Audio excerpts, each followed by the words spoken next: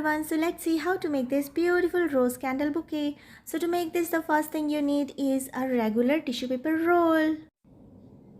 And guys, the length of the tissue paper depends on how big you want to make your flower. So if you want to make a bigger flower, then definitely you have to take a longer piece of the tissue paper, and after taking the desired length, just fold the tissue paper into half like the way I have shown here. So the tissue paper is already double layered, and when we fold it into half, it becomes 4 layered tissue paper. And rest of the process is very simple guys, just follow the process.